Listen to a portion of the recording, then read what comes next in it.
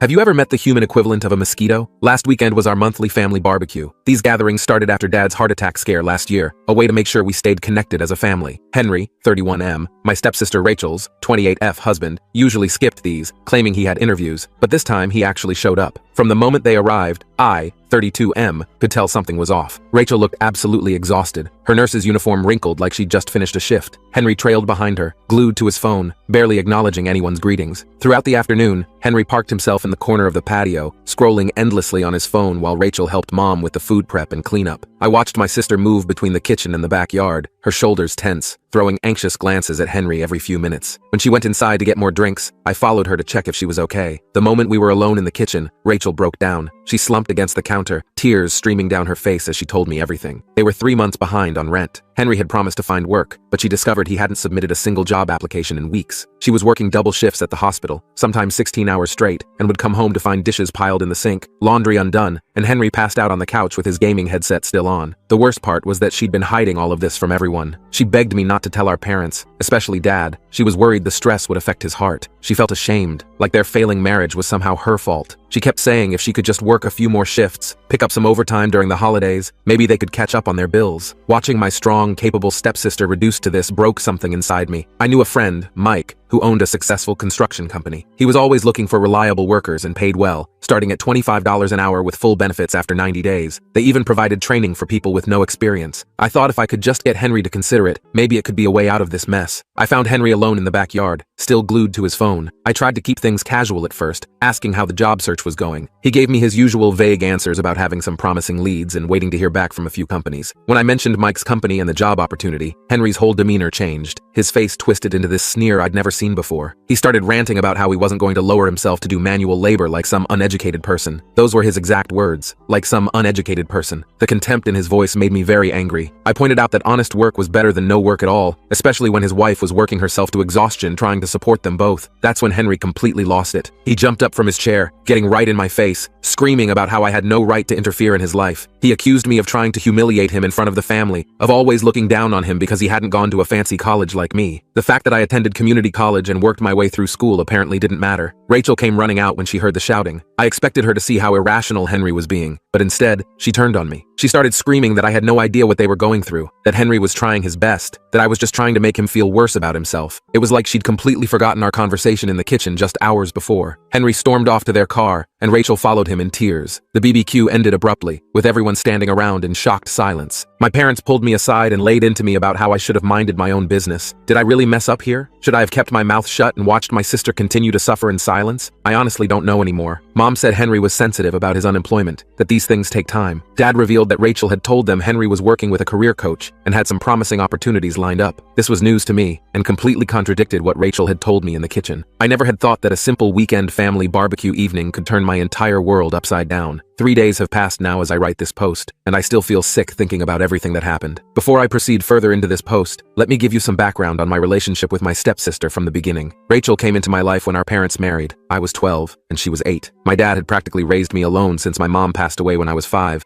and Rachel's mom had divorced her dad when Rachel was just a toddler. We bonded pretty quickly, probably because we both knew what it felt like to have pieces missing from our family puzzle. Growing up, we were inseparable. I was her protector, her confidant, and her best friend. She was also always there for me whenever I needed someone to talk to. 5 years ago, Rachel met Henry during her final year of nursing school. He was working in pharmaceutical sales at the time, making decent money, and seemed to have his life together. They dated for 6 months before getting married in a small ceremony. I remember having some doubts about how quickly they moved, but Rachel was so happy. Henry was charming, could make anyone laugh, and seemed to adore my sister. He would bring her lunch at school, help her study for her nursing exams, and even volunteered at the hospital events she organized. Our parents were thrilled that Rachel had found someone who appeared to be such a perfect match. The first year of their marriage went smoothly. Rachel graduated and started working as a nurse at the local hospital, while Henry continued his sales job. They bought a small condo, adopted a cat, and seemed to be living the newlywed dream. But things started unraveling about 2 years ago when Henry lost his job. He said the company was restructuring and his entire department was laid off. It seemed reasonable at the time. These things happen, and Henry had always been a hard worker. Rachel stepped up immediately, picking up extra shifts at the hospital to cover their expenses while Henry looked for work. She kept saying it was temporary, that Henry had great experience and would find something soon. But weeks turned into months, and Henry remained unemployed. His excuses got more elaborate. The job market was tough. His skill set was too specialized. The commute was too long. The pay wasn't good enough. Meanwhile, Rachel started working 60-hour weeks to keep them afloat. I began noticing changes in my sister about a year into Henry's unemployment. The spark in her eyes dimmed, she lost weight, and dark circles became permanent fixtures under her eyes. She stopped coming to our weekly family dinners, always having an excuse. She was covering someone's shift, or she was too tired, or Henry had a promising job interview the next day and needed her support. When she did come, she was quiet and withdrawn. Nothing like the vibrant, laughing sister I grew up with. Through mutual friends, I started hearing concerning stories about Henry. While Rachel was pulling double shifts at the hospital, Henry was spending his days playing video games and his evenings at bars with his friends. He'd tell Rachel he was networking or had job interviews, but people saw him hanging out at the local pub in the middle of the day, buying rounds for everyone. One of Rachel's co-workers told me they saw Henry's car parked outside a casino multiple times during the week. I tried bringing up my concerns with our parents, but they always defended Henry. Mom would say he was probably just depressed about losing his job and needed time to find himself. Dad would remind me that the job market was tough and that we shouldn't judge someone when they're down. They kept insisting that Rachel would ask for help if she needed it, but I knew my sister. She'd always been fiercely independent, determined to handle her problems on her own. It was one of the things I admired most about her, but it was also what worried me. She'd run herself into the ground before admitting she needed help. All my fears came true 3 days ago after Rachel told me everything in the kitchen. But now, when I look at the aftermath, the fallout has been brutal. Rachel isn't speaking to me. She sent a long text saying I destroyed months of Henry's progress and demanding I apologize to him. She claims he was just about to turn things around before I interfered. My parents think I overstepped and should have kept my mouth shut. Even my wife, who usually supports my decisions, suggested I might have picked the wrong moment to confront Henry. But here's the thing. I keep thinking about Rachel's face in that kitchen, about her crying over past due notices and empty bank accounts, while her husband plays video games all day. Everyone's acting like I'm the bad guy for pointing out the obvious, that a grown man is perfectly content to let his wife work herself to death supporting him while he contributes nothing. I can't help feeling that speaking up was the right thing to do, even if I could have handled it better. Rachel is my sister, and I can't just stand by and watch her destroy herself trying to support someone who won't even try to help himself. But now I'm the bad guy, and Rachel is more isolated than ever. Update 1. These past 2 weeks have been absolute hell. The silence from Rachel has been deafening, and the situation has spiraled in ways I never could have imagined. I need to write this down while it's fresh, because I still can't believe what happened last night. After 14 days of unanswered calls and texts, I decided I needed to try to fix things, not for Henry's sake, but for Rachel. The last message I got from her was a photo of her and Henry from their wedding day with the text saying how I ruined their perfect life. It broke my heart because I remembered taking that photo, Rachel beaming in her dress, Henry looking at her like she was his whole world. Where did it all go wrong? I got Henry's current address from Mom. Apparently, he and Rachel are taking a break. Her idea, according to Mom, after their latest fight about money. Henry's been staying at his friend Mark's apartment for the past week. Mom made me promise not to go over there, said Henry needed space to process everything, but I couldn't just sit back anymore. I showed up at Mark's place around 7 p.m. yesterday. The apartment complex was run down, with beer cans and cigarette butts littering the walkway. I could hear loud music coming from inside the unit. When I knocked, the music got turned down, and I heard stumbling footsteps. Henry opened the door, and my heart sank. He was a mess, unshaven, wearing a stained t-shirt and reeking of alcohol. His eyes were bloodshot, and he could barely stand straight. Mark was hovering in the background, looking seriously uncomfortable. I kept my voice steady and told Henry I wanted to talk about what happened at the BBQ, try to clear the air. He let me in, laughing this bitter, hollow laugh that made the hair on my neck stand up. The apartment was trashed, empty bottles everywhere, takeout containers piled on every surface, and what looked like gambling slips scattered across the coffee table. Henry stumbled to the couch and started ranting about how I ruined his life. According to his drunken tirade, Rachel wouldn't stop comparing him to me now. He mimicked her voice, saying things like, "Why can't you be more responsible like Alex? Why can't you hold down a job like Alex?" The thing is, I know Rachel would never say those things. She's always been careful not to compare people, knowing how much it hurt her when her mom used to compare her to her stepsisters. The situation escalated quickly. Henry got more agitated as he talked, getting up in my face, jabbing his finger into my chest. I tried to stay calm, kept my hands visible and my voice steady. But when I mentioned Rachel's exhaustion from working double shifts, something in him snapped. He lunged at me, throwing a wild, drunken punch. I managed to dodge, but he caught my shirt and ripped it. Mark had to physically tackle him to the ground to stop him from coming at me again. While Mark was restraining him,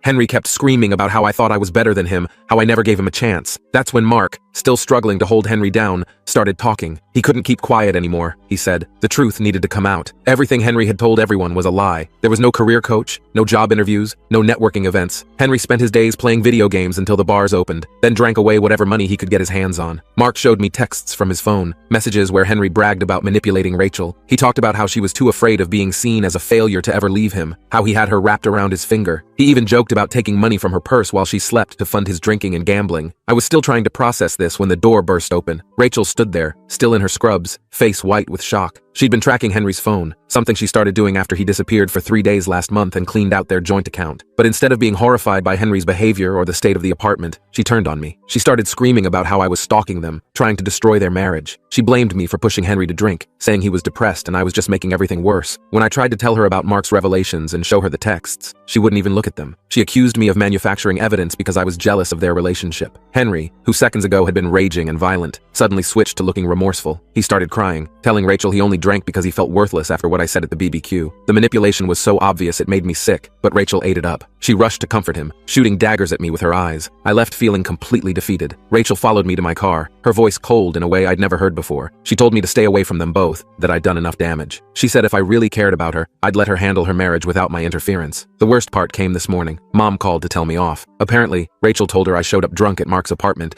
and tried to get Henry to hit me so I could press charges. It's completely untrue, but Mom believes them. She said I need to stop antagonizing Henry because he's going through a difficult time. I don't know what to do anymore. I have proof that Henry is manipulating my sister, draining her financially and emotionally, but she's so deep in denial she can't see it. Mark wants to help but is scared of losing Henry's friendship. Meanwhile, our parents think I'm the problem. How do you help someone who's so committed to their own destruction? How do you watch your sister disappear into someone you don't even recognize anymore? I don't know what to do anymore. I have proof that Henry is manipulating my stepsister, but she's so deep in denial she can't see it. How do I help someone who doesn't want to be helped? Update 2. Just when I thought this situation couldn't get any more complicated, everything has taken an even darker turn. I've barely slept in the past 3 days, and my hands are still shaking as I type this. It started on Monday morning when Mark called me in a complete panic. Henry had vanished without a trace. He hadn't come back to the apartment for 2 days, which wasn't entirely unusual given his drinking habits, but this time felt different. His phone was going straight to voicemail, and he'd cleared out his belongings from Mark's place. The final red flag was that he'd somehow accessed their shared Xbox account and sold off all their digital games, worth over $800. I immediately tried calling Rachel, putting aside our recent issues because I was genuinely worried about Henry doing something stupid. She picked up on the first ring, her voice tight with panic. She'd been trying to reach him since Saturday night when he didn't come home for dinner. At first, she thought he was just blowing off steam at a bar, but then she noticed money missing from her wallet, and her credit card was maxed out with charges she didn't recognize. We spent the next 24 hours in a frantic search. Rachel and I drove to every bar, casino, and gaming center Henry frequented. We called hospitals, checked with his other friends, and even reached out to his estranged parents in Ohio. Rachel was oscillating between hysteria and anger, alternating between crying about Henry being hurt somewhere and blaming me for pushing him over the edge with my confrontation last week. The breakthrough came yesterday afternoon when Tom, the owner of the Red Lion pub where Henry was a regular, reached out to me. He had security camera footage from Saturday night showing Henry in the bar, but what we saw on that footage made my stomach turn. Henry wasn't alone. He was with 2 guys Tom recognized as local loan sharks, known for preying on desperate gamblers. The footage showed them leaving together around midnight, with Henry looking nervous but going willingly. Tom pulled me aside and revealed something he'd been keeping quiet about. Henry had been borrowing money from these guys for weeks. Small amounts at first, a couple hundred here and there, always promising to pay them back when he landed a job. But the amounts kept growing, and Henry kept making excuses about why he couldn't pay. Tom said he tried warning Henry about getting involved with these people, but Henry insisted he had a system, that he just needed one good win to turn everything around. Rachel and I went straight to the police station, but their response was frustrating. Since Henry had left willingly, and it hadn't been 48 hours, they couldn't do much beyond taking down our information. The officer barely looked up from his computer as he explained that adults have the right to disappear if they want to. Even when we mentioned the loan sharks, he just said they'd look into it once they could open a missing persons case. While we were sitting in the police station parking lot, trying to figure out our next move, Rachel finally broke down and told me everything she'd been hiding. Henry's financial destruction went far deeper than anyone knew. He had maxed out 3 credit cards in her name, racking up over $15,000 in debt. He'd been sneaking into underground poker games, losing thousands in single nights. The final straw was discovering he'd pawned her grandmother's antique jewelry collection, pieces that had been in her family for generations and were meant to be passed down to her future daughters. She'd been keeping all of this secret out of shame, afraid of anyone finding out how bad things had gotten. She admitted that she'd known about his gambling for months, but convinced herself she could handle it on her own. Every time she confronted him, he'd break down crying, promise to get help, and then go right back to his old habits as soon as she turned her back. Just as we were leaving the station, Rachel got a call from an unknown number. A man with a thick accent demanded $5,000 by midnight, saying they'd start sending her photos of what they'd do to Henry if she didn't pay. Rachel was hysterical, ready to empty her retirement account to get the money. I managed to convince her to let me handle it, recorded the call on my phone, and took it straight back to the police. This time, they took it seriously. Turns out these loan sharks were already on their radar for similar extortion schemes. They set up a sting operation, planning to catch them when they came to collect the money. By evening, they had both the loan sharks and Henry in custody. Here's the kicker. Henry was fine. He hadn't been kidnapped or held against his will. He'd been hiding out at their apartment, helping them run their operation, thinking he could work off his debt by bringing in other desperate gamblers. The loan sharks were arrested for extortion, but Henry was released since he claimed they'd forced asked him to help them. Rachel is still somehow blaming me for all of this. She keeps saying if I hadn't confronted Henry at the BBQ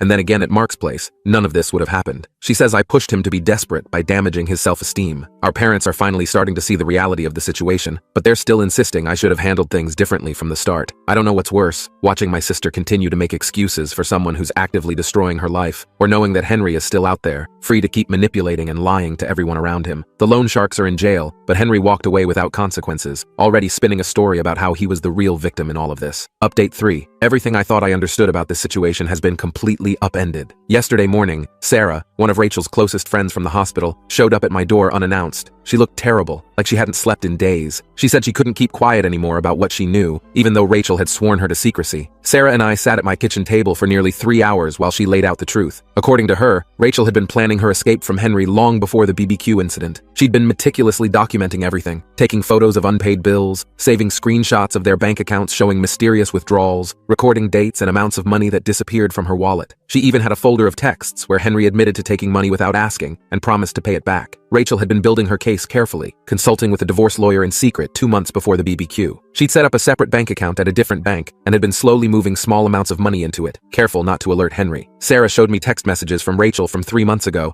discussing her exit strategy. The Rachel in those texts was clear-headed and determined, nothing like the defensive, angry person she's become. What really got to me was seeing a photo Sarah had taken of a notebook where Rachel had been tracking Henry's lies, pages and pages of documented falsehoods, fake job interviews that never happened, networking events that didn't exist, courses he claimed to be taking but never enrolled in. Sarah said Rachel would fact-check everything, calling companies to verify interview times, checking course registration dates. She was building an airtight case for divorce. The BBQ confrontation actually played right into Rachel's plans. Sarah said Rachel saw it as the perfect catalyst, a public display of Henry's true nature that would help her family understand why she needed to leave. She'd even texted Sarah right after it happened, saying, "This is exactly what I needed. Now everyone can see what I've been dealing with." But something went terribly wrong. 3 days after the BBQ, all of Rachel's evidence disappeared. The folder on her laptop with all the documentation was gone. Her notebook vanished. Even the separate email account she'd been using to communicate with the divorce lawyer was deleted. Henry somehow found everything and destroyed it all. That's when the real manipulation started. Henry convinced Rachel that losing all that documentation was a sign from the universe